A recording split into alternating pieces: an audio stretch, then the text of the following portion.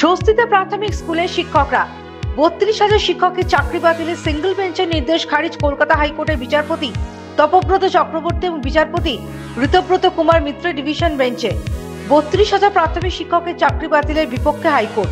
কিছু নিয়োগে অনিয়ম হয়েছে, কিন্তু তার জন্য সবার চাকরি বাতিল করা উচিত নয় বলে মনে করে না হাইকোর্ট।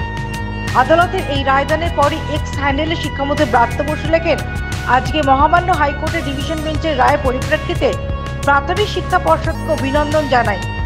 হাইকোর্টের সিঙ্গল বেঞ্চের রায় বাতিল হয়েছে। ৩২,০০০ প্রাথমিক শিক্ষকের চাকরি সম্পূর্ণ সুরক্ষিত রইল। শিক্ষকদেরও সতত শুভেচ্ছা, সত্যের জয় হলো।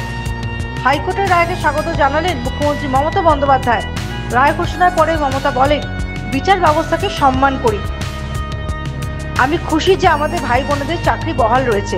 প্রাথমিক স্কুলের ৩২,০০০ শিক্ষক শিক্ষিকার চাকরি বাতিল করে দিয়েছিলেন হাইকোর্টের প্রাক্তন বিচারপতি অভিজিৎ গঙ্গোপাধ্যায়। 2014 সালের টেটের ভিত্তিতে 2016 সালে প্রাথমিকে প্রায় 42,500 শিক্ষক নিয়োগ হয়েছিল। ওই নিয়োগ প্রক্রিয়াতে বেনিয়মের অভিযোগ ওঠে। পরে 2023 সালের মে মাসের 12 তারিখ ওই মামলার রায় ঘোষণা করেছিলেন হাইকোর্টের তৎকালীন বিচারপতি গঙ্গোপাধ্যায়। তার নির্দেশে চাকরিচ্যুত হন প্রশিক্ষণহীন 32,000 শিক্ষক। বিচারের মতো করবে, বিচারকে আপনার সৌভাগ্য। সুতরাং আমি সবচেয়ে খুশি যে আমার চাকরি নতুন ভাই বোনেরা তাদের চাকরিকে আমি সহজ করতে পেরেছি। সামান্য ডিভিশন বেঞ্চের যদি রায়টা যদি ভালো করে ওদের অবজারভেশনটা যদি ভালো করে খতিয়ে এবং খুঁটিয়ে পড়া যায়, এটা আসলে ডাবল ফোল্ডেড স্তরিক।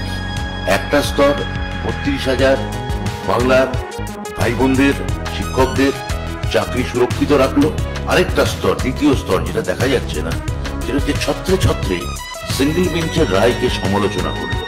২৬,০০০ চাকরি গেল, আপনি এমপি হলেন। চাকরি খাওয়ার বিনিময়ে কি আপনি এমপি হলেন? চাকরি খেয়েছেন বলে আপনি কি ভগবান হলেন? ভগবান তারপর দেখা গেল ভগবান তার জুব্বা ছাড়লেন, এখন ভগবান নিদ্রা গিয়েছেন। মহামান্য হাইকোর্টের এই রায় কার্যত বেআব্রু করে দিল সেই নেক্সাস যে অতৃপ্ত প্রেতাত্মারা চেয়েছিল ৩২,০০০ পরিবারের চোখের জলের বিনিময় পলিটিক্যাল ডিভিডেন্ড পুরো। যে রাজনৈতিক কাঁকচিল শকুনরা এতগুলো মানুষকে কাঁদিয়ে রাজনীতির ময়দানে ফায়দা লুটতে চেয়েছিল, আমরা দেখেছিলাম যে একজন বিচারপতি তার সিঙ্গেল বেঞ্চের রায়ে যে নির্দেশ এসেছিল, সেই বিচারপতি যখন পরবর্তীকালে সাংসদ হন এবং বিভিন্ন সময়ে তিনি সংবাদ মাধ্যমকেই জানিয়েছিলেন যে তিনি বিচারপতি থাকাকালীন বিজেপির সাথে তিনি যোগাযোগ রেখেছেন এবং বিজেপি তার সাথে যোগাযোগ রেখেছিল। আজকে তার রায় যে পক্ষপাতদুষ্ট ছিল শুধু তাই না, বিজেপিকে পলিটিক্যালি ডিভিডেন্ড পাইয়ে দেওয়ার জন্য সেই রায় ছিল। Bureau report, United India news.